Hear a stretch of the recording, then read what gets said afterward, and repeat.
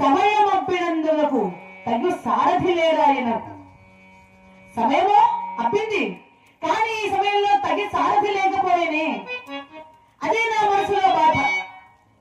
అందుకని చెప్పి ఇప్పుడు ఏం చేయాలి అని అటువైపు ఇటువైపు అలా తిరుగుతూ ఉన్నాడు. తిరుగుతూ ఉన్నటువంటి సమయంలో మలినీదేవి ఆ పక్కన తనే వెళ్తూ ఉంది. నాయనా, ఏమైంది నాయనా,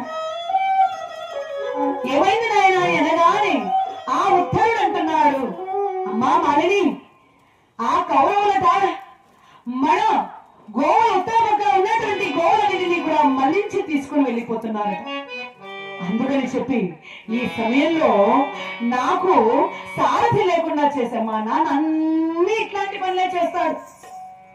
ఇప్పుడు నాకు సమయం వచ్చింది, కానీ నాకు సారథిలే. ఇప్పుడు నేనేం చేయాలి అంటున్నటువంటి సమయంలో ఆ మలినీదేవి కల్పించుకుంటూ ఉంటుంది, నాయనా